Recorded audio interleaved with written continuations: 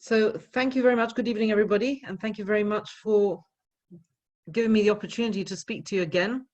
I hope you're all coping with lockdown and you're all safe and well. It's a little bit off-putting to be talking to a screen, but let's see how it goes. So firstly, I'd like to give this shiur. It's my grandmother, Zichrona Livracha, my grandmother's yahrzeit on Nachala on Sunday. So I'd like to give this shiur in her merit. Her name was Miriam Bat Yitzchak, and also lehavdil for as a refuah shelema for everyone who is sick at the moment, and Bezras Hashem HaKadosh Baruch Hu should also help our NHS workers and everyone who's assisting. We've just been out to clap, so that's reminded me too. So the last time I spoke to you about Shavuot, we spoke about the idea, what it meant for Bnei Israel to be standing betachtit ha'ar, literally under the mountain. Now that shiur is my favorite shiur of all time. So on Shabbat, when I was thinking about what to speak to you about, I was bemoaning the fact that I'd already given you my favorite shiur. So what could I speak about now about Shavuot?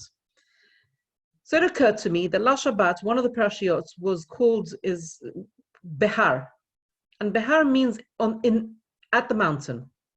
And because I had mountains on the brain already from the previous shiur I gave you, I thought, you know what, I'm going to try and make a connection between the parasha of Behar at the mountain and Shavuot, and standing at the mountain on Shavuot. So I got to thinking, there must be something really important in the parasha of Behar that it's necessary to remind us that the content of that was given at Sinai. What's so important in that parasha that requires that parasha to be called at the mountain? Like it's crucial here. Something crucial is happening here. So if we examine that parasha, we see that it starts by telling us that Hashem was speaking to Moshe Rabbeinu at Har Sinai.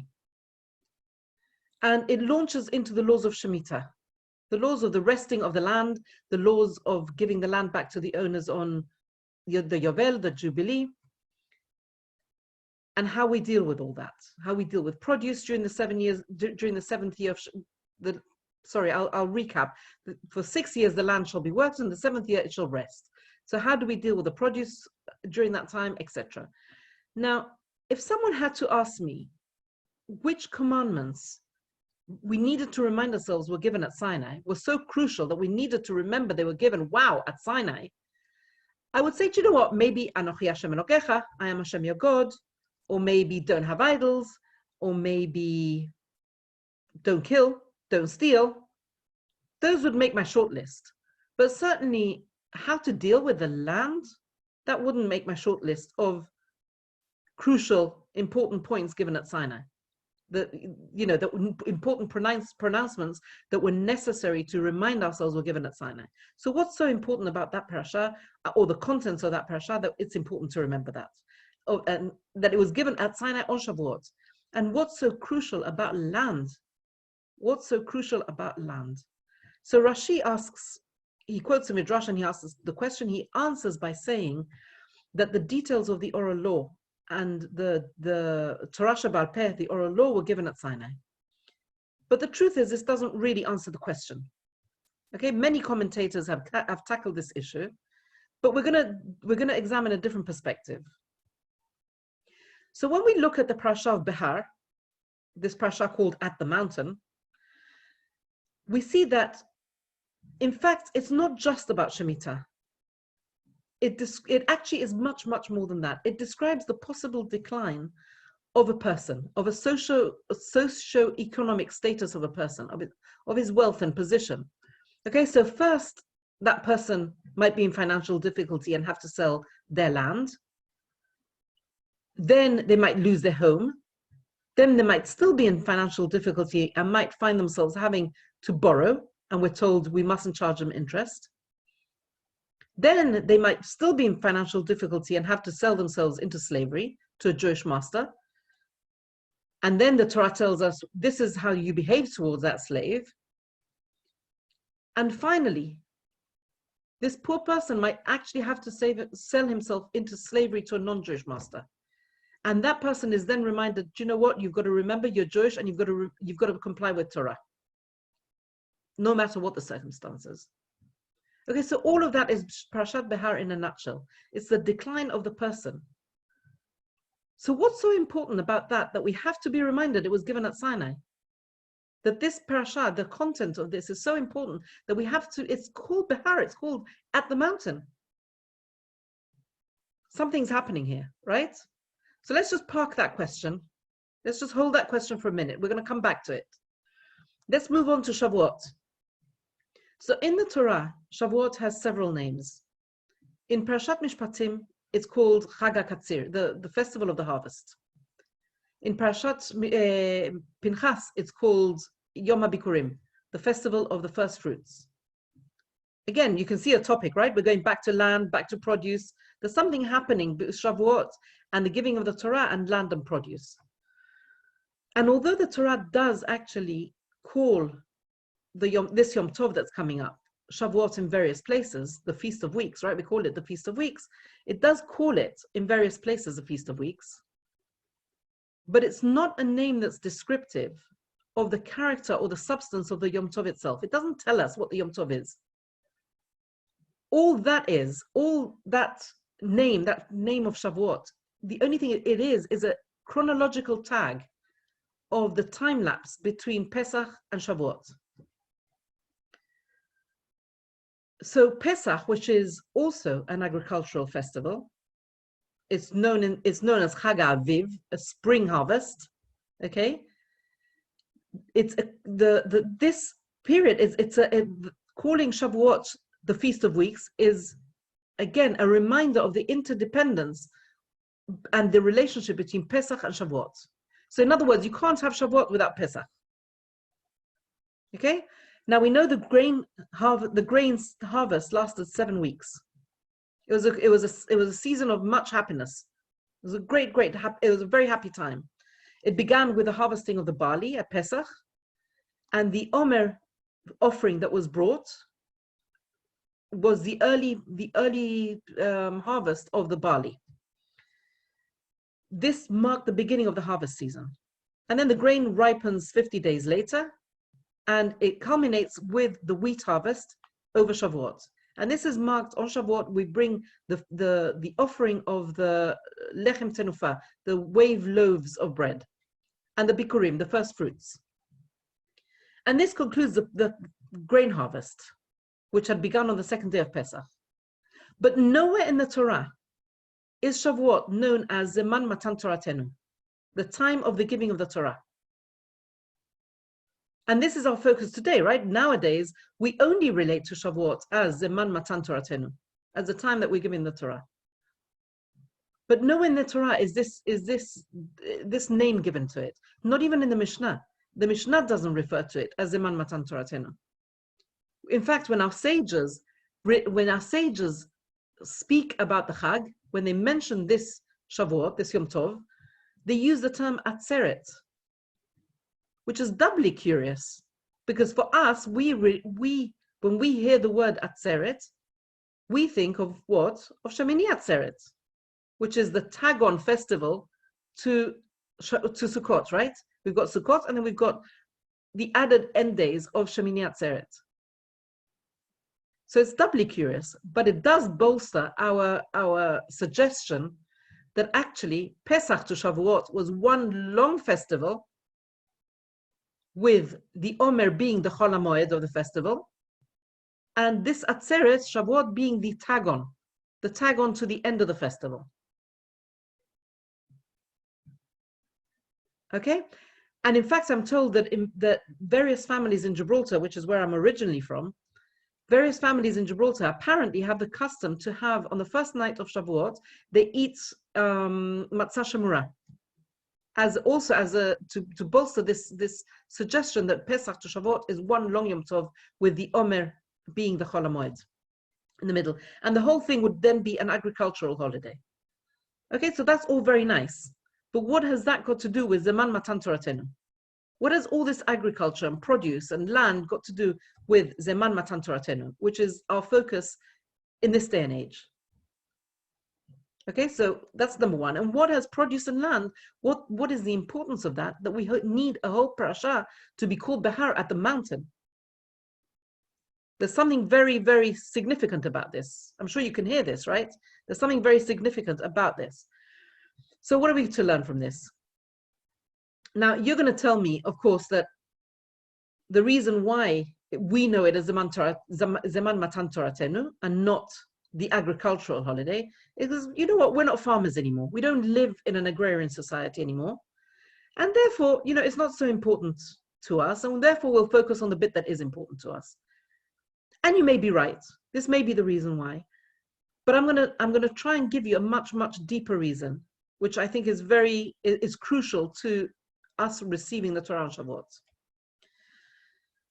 So as we know, each Yom Tov has a Megillah associated with it.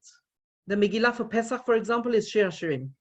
Shir HaShirim is a beautiful love poem which tries to depict the falling in love of Hashem and his people. The Megillah for Shavuot is Ruth, which brings the idea of a deeper love. We often view Shavuot as a collective conversion of Bnei Israel. We're shown, in fact, in the Torah tells us that Bnei Israel washed themselves, prepared themselves. We know they said, Naseh v'nishma, we will do and we will obey, or we will do and we will hear, just as a convert or someone preparing for conversion would do. They would wash, they would get prepared, they would say the words to accept Torah. Now, Ruth, we know, is the archetypal convert. Okay, she famously says, Amech ami, velohayich Elohai. Your people are my people, and your God is my God. We associate those words with Ruth. But how many of us have ever noticed that what she says first is Amech ami, your people are my people, before she goes on to God? She seems to inherently accept that, or realize that before she can accept God, before she can accept HaKadosh Baruch Hu as her God, she has to deal with his people. She has to accept his people.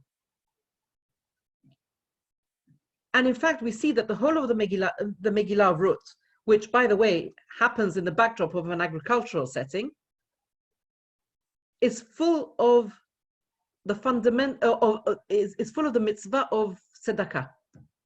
The entire story revolves around tzedakah. It's the chesed, the kindness between Naomi to Ruth, Ruth to Naomi, Boaz to both. It's kindness all round, which of course is fundamentally appropriate for the grandmother of the Mashiach, right? But it's kindness all round. And it's the key text that brings together all the different themes of Shavuot. So that's all very nice. But it still hasn't answered the fundamental question of why the emphasis on agriculture. So the Torah's model of tzedakah, of social justice and support, includes a variety of agricultural gifts. Grain and produce, for example, that were left forgotten during the harvest were left behind for the poor to glean. We know that, for example, the corners of the fields were designated for the poor. When we think of bikurim, we think of the first fruits. We think of masrot. We think of the tithes that were given to the Levites and to the poor. And in fact, those that were taken to Yerushalayim had to be given away if they weren't consumed. Any leftovers had to be enjoyed by everyone. Okay, so we start with the basic principles of tzedakah, of literally making sure that the less fortunate amongst us can feed themselves, that everyone's got what to eat. Now, bearing all this in mind, if we take the whole period of Pesach to Shavuot, as I said before, as one long Yom Tov, with the Omer as the Chol HaMoed in the middle, we see a development. Pesach, as we've said before in other shiurim, is the birth of us as a nation. So on Pesach, where we're still at the infancy of our development as a people, and we're still learning the ropes, so to speak, of how to behave as a Jew, there we bring the lesser grain. We bring barley. Not quite with it yet. We bring the lesser grain. We bring barley. During the Chol HaMoed, that is the Omer, we work on our character. I'm not going to get into this now, but it's another shiur for another time. But during the Omer, we're supposed to be working on our character traits. I'm sure I've mentioned this before in different shiurim, but each week of the Omer, you're supposed to work, every person, not you, every person is supposed to be working on a particular character trait. And each day of that week, they're supposed to be perfecting an aspect of that character trait. So that we work on our inner selves and our relationships. And this all culminates on Shavuot, when we hopefully have achieved true maturity as a people, as individual people and as a nation, and we're ready to become a Goy Kadosh, a holy nation, and receive the Torah. And so we see that on Pesach, we brought the barley, the lesser grain, and by Shavuot, that lesser offering, if you want to call it that, has been upgraded to bread and fully formed fruit. Now, bread is not only a superior grain, it's made of wheat, which is superior to barley, but it's also had work put into it. And in the same way as on Shavuot we bring bread, so too we are the product, we are the superior grain, if you want, by Shavuot. We've grown into a superior grain by Shavuot that has had work put into us, and we become that bread. We're supposed to be that superior product, that superior offering by Shavuot. That means a superior grain in wheat and work put into it and become bread. And then with that superior grain, what do? We have to learn to put it into action and help others, okay?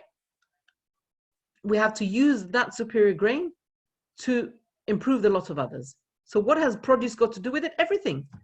It teaches us what we're supposed to be doing with ourselves. It's supposed to teach us what we need to do to receive Shavuot as a higher, I'm going to call it grain, okay?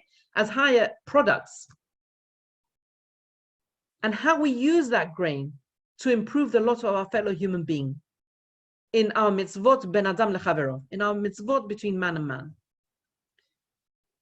So coming back to last week's parasha of Behar, one of the parashiot of last week, when it tells us, for example, not to charge interest, it's very interesting because the Torah says, "Vehechezakta bo," and it's a strange word to use. Vehechezakta bo comes from the word chazak. Chazak is strong. Vehechezakta bo means you will strengthen him, or you will hold him, you will support him. And the Midrash brings a parable on this. It says it's like someone helping support a donkey that's not secure anymore. So it's easier for a person to support that donkey under the weight of its load than to wait till the donkey collapses and then have to help out. By then you need 5 people to help up with the load. Then you need to pick up the donkey, you need to pick up the load, clear the mess up. It's no longer one person just helping the donkey out. In other words, prevention is better than cure. And this is the message in Behar. Instead of letting a person decline, what Hashem wants from us is that we assist before it even gets there. We should be assisting before it even gets there. This is the message of Behar. Now, I mentioned before that when we receive the Torah, we said, Na'aseh v'nishma, we will do and we will hear, or we will do and we will obey. And we all associate these words with the giving of Torah in Yitro, in the parasha of Yitro. But those words were not said in that parasha. They were said in the next parasha, in Mishpatim. And what does Mishpatim talk about? The parasha of Mishpatim talks about civil law. It's all laws between man and man, ben adam lechavero. And that parasha opens with the words, Ve'ele hamishpatim asher tasim lifnehem. These are the mishpatim, the laws or the judgments, if you want to call them that, asher tasim lifnehem, which you will put lifnehem, in front of them. Now the commentaries jump up and down on this word. They go lifnehem, in front of whom? Who should we be putting these laws in front of? I'm going to suggest a different interpretation to those words. As I said, the parasha starts with the word ve'ele, and these. And Rashi immediately distinguishes this from starting with the word ele. Quite simply, the parasha could have started with ele, these. These are the mishpatim, the laws that you're going to put in front of them. Rashi says no, the extra vav, the extra and, means it's a connector. It's a connector to what came before it. What came before it? The parasha of Yitro. What's Yitro? The 10 Commandments. Okay, so it's a continuation of the previous subject. It's the previous subject of the 10 Commandments. In other words, what we're saying here is the parasha of Mishpatim, which deals with civil law, which deals with laws between man and man, are a continuation of the 10 Commandments. And although we should do them because we should obey them because they're reasonable, they're sensible, they're reasonable, but more than that, we should do them because they were like the 10 Commandments given at Sinai. And because we must do them because Anochi Hashem Elokecha, I am Hashem your God. And if we're going to do that, then we have to do Mishpatim too. If we're going to do the 10 Commandments, we must do civil law. I'm going to go a step further than that. And when the parasha, I said before, the parasha starts with the words, Ve'ele hamishpatim asher tasim lifnehem, these are the laws that I will put in front of them. I want to suggest something different. In front of them doesn't mean a person. In front of them means before the 10 Commandments. I think what the Torah is trying to tell us is something really important. These are the laws. Civil law is what you're going to put before them, before the 10 Commandments. You can't even come to the 10 Commandments without civil law. You can't even come to the 10 Commandments if you don't know how to behave to your fellow Jew. That's what I'm trying to say to you. Now think about the 10 Commandments. They're traditionally laid out, I don't know if you can see this, traditionally laid out like this, right? In synagogues, right? I don't know, can we see this? Right? If you've gone to a synagogue, you've seen these, right? Now on the one side, you see, these are the tablets, and on the one side, I don't know if I'm going to point to the right one, sorry, it's a bit off-putting this. Anochi Hashem Elokecha, okay? I am Hashem your God. These are the first 5 of the 10 Commandments, are the commandments that deal with the mitzvot between man and God. And the next 5 are the ones that deal with the commandments between man and man. Now on these 5, sorry, excuse me, on these 5, the first 2 words don't really show us what the commandments are. When you see Anochi Hashem, just the first 2 words, you can't really tell what the command's going to be.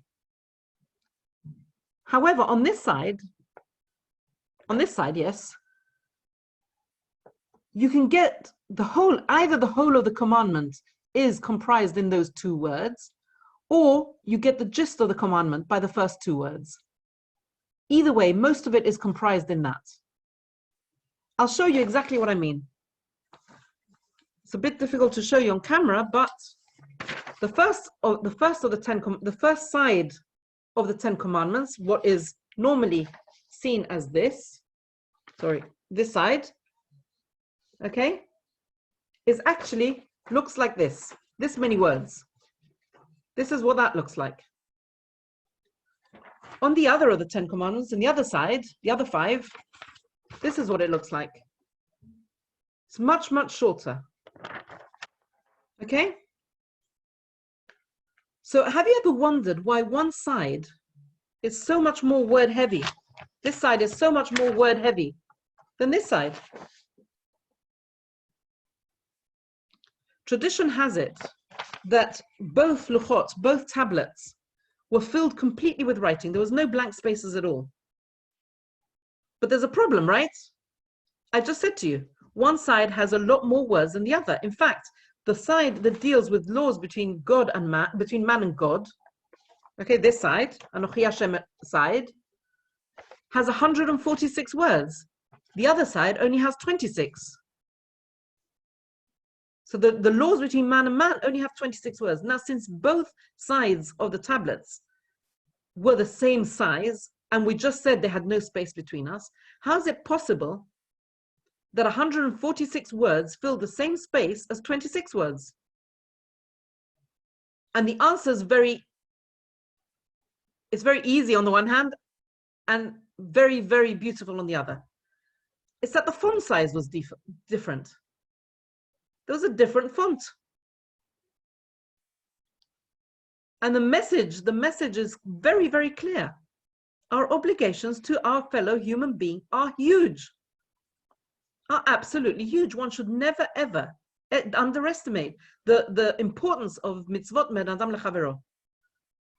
Okay, our moral and ethical obligations to our fellow human being are huge, and perhaps even more important, dare I say it, than in our spiritual development, than the laws between us and God, between our responsibilities between us and God. And to prove it further, right? What did I say? How many letters did I say were? How many words did I say were in the laws between man and man? 26, right? 26 is the numerical value of Hashem's ineffable name, Yod Kei Vav Kei. This is the importance of the laws between man and man. And we should never, ever underestimate that. Let me show you something. I'm a lawyer, right? So I'm going to bore you with a bit of law. Have you ever seen a contract? Sure, all of you have seen some form of contract, right? This is what a contract looks like, okay? Can you see that? So here we have the name of the seller, the name of the buyer. We have purchase price. Is that clear or not? I can't see what you can see. Okay, so you've got all the details of a contract there. That's what it looks like. You have the headings, so to speak. But then you have pages and pages and pages of small print. Pages and pages of small print. Now let's look at these tablets again. Hello? Let's look at these tablets again. These are the mitzvot between man and God. These are the mitzvot between man and man. Let's switch them around. What do we have? We have effectively, if we compare, lehavdil, if we compare, just as an example, a contract, the terms of a contract with the mitzvot ben adam lechavero.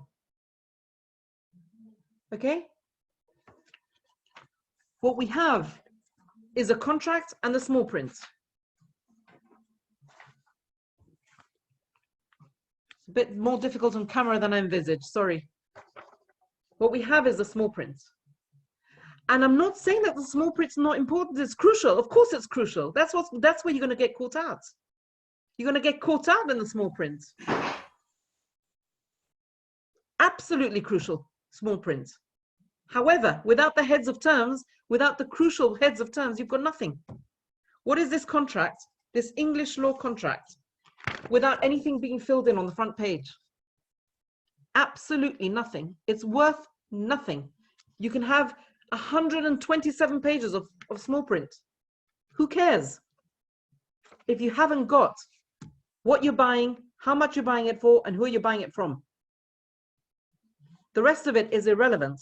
If you don't have those crucial bits, you've got nothing. You've got a worthless piece of paper. And so, what I'm trying to suggest to you is that without the crucial mitzvot of ben adam lechavero, or between man and man, you don't have anything. You don't have a contract with God. How can you possibly have a contract with God without the heads of terms? You've got a lot of small print. Wonderful. But where do you plug in the small print? There's nothing to plug it into. There's a lot of small print without the heads of terms. And so civil law, the mitzvot ben adam lechavero of Parashat Mishpatim must be placed lifnehem, must be placed before them. They must be placed before the Ten Commandments, because we can't even approach God. We don't even have a relationship with God without having a relationship with our human being, with our fellow human being. We're all together on that.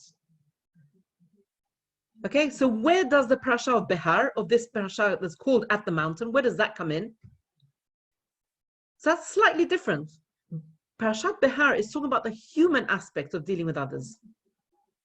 Mishpatim is dealing with civil law. Point blank civil law. You can be taken to Beit Din, you can be sued. Parashat Behar is talking about something different. It's talking about the more humane aspect of dealing with people. This isn't so much civil law. No one can sue you for not giving tzedakah. You can't be sued for not giving tzedakah.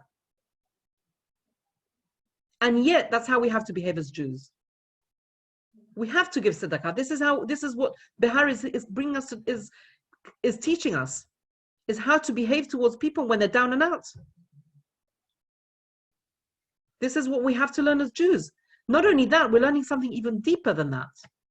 We're learning that dealing with these so-called mundane or material things, we're talking about land, we're dealing about property, we're dealing about wealth, we're talking about money, we're talking about non-spiritual stuff, we're talking about material. You can't get any more material than that. And yet we're being told that dealing with this material, non-spiritual stuff is bringing us to the level of where? Of being Behar. We're standing at the mountain. We're standing in the most spiritual place we could be, dealing with this non-spiritual, dealing with people who are down and out, and we're just helping them out. Where are we? We're at the mountain. We're at that level. We achieve the level of being standing at Sinai. And so we're not ready to receive the Torah. We're not ready to receive the Torah until we fully appreciate our relationship between us and our fellow human being.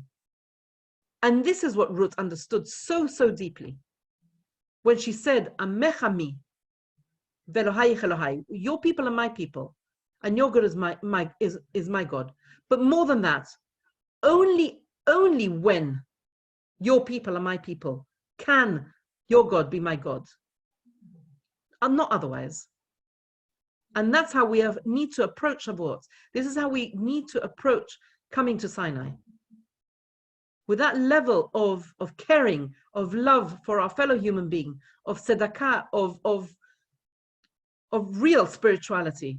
We cannot have a relationship with HaKadosh Baruch Hu without having a relationship with our fellow human being and caring about them, truly caring about them. I know lately in this situation, we've been seeing a lot of caring.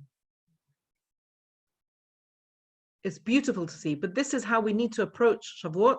This is how we need to approach Sinai, and this is the connection between, this is the importance of agriculture and land. The Torah deals with agriculture and land as a form of tzedakah. This is how the Torah teaches us how to give tzedakah, how to deal with our fellow human being at the most basic level. And only then can we have a relationship with Hashem. So I wish you all a beautiful, inspiring, uplifting, wonderful, healthy, and safe Yom Tov and a Chag Sameach. And before that, Shabbat Shalom, because we're still way away.